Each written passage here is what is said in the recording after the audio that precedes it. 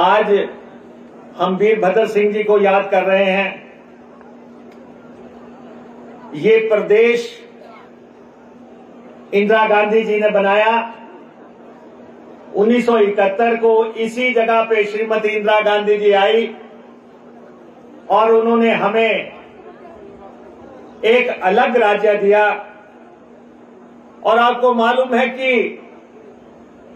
इंदिरा जी को यह पता था कि ये राज्य फाइनेंशियल तौर पे एक वाइबल राज्य नहीं है, वित्तीय तौर पे इसके साधन नहीं है, लेकिन उन्होंने हिमाचल प्रदेश की जनता की महत्वाकांक्षाओं और राजनीतिक आकांक्षाओं को पूरा करने के लिए एक राज्य दिया।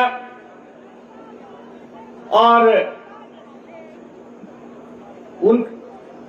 उनके साथ अगर हम किसी को याद करते हैं हिमाचल के लोग, तो डॉक्टर वाईएस परमार को याद करते हैं, जिन्होंने इंदिरा जी के साथ अपने बेहतरीन संबंधों के चलते ये राज्य बनवाया और 18 साल तक वो प्रदेश की बागडोर संभाले रहे।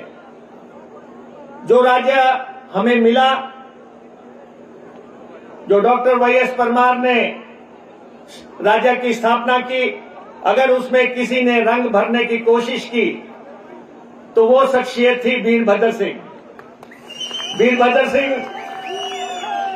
आधुनिक हिमाचल के निर्माता, आधुनिक हिमाचल के शिल्पकार, जो कि जिनकी राजनीति 50 साल से भी ज्यादा की रही और 14 चुनाव वो लड़े, 14 चुनाव उन्होंने जीते, 9 दफा वो एमएलए बने, अलग अलग कॉन्स्टिट्यूएंसी से जीते, जुबल कोटखाई से जीते, रोडू से जीते, शिमला ग्रामीण से जीते, हरकी से जीते और 5 बार वो सांसद रहे। 5 बार वो सांसद रहे, 14 चुनाव, और अंत तक वो जो है नॉट आउट बैट्समैन की तरह राजनीतिक पिच पे खड़े रहे। हम अपने को बहुत सौभाग्यशाली मानते हैं कि हमें वीरभद्र सिंह जी के साथ काम करने का मौका मिला। हम Virbhadra Singh school of thought के स्टूडेंट रहे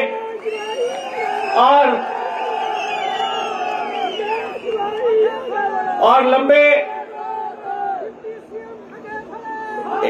21 साल तक वीरभद्र सिंह जी मुख्यमंत्री रहे, 21 साल तक केंद्र में मंत्री रहे और फिर 4 दफा पार्टी का अध्यक्ष भी रहे। उस शख्सियत को आज हम नमन कर रहे हैं।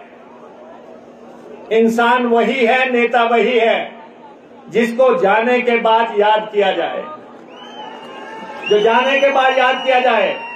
और अगर उस यादगार के मौके पे अगर सोनिया गांधी जी और प्रियंका गांधी जी आते हैं तो आप अंदाजा लगा सकते हैं हिमाचल के लोगों को कि वीरभद्र सिंह कैसी शख्सियत थी। और वैसे तो हम देखते थे कि वीरभद्र सिंह जी का हिमाचल के लोगों से भावनात्मक रिश्ता था।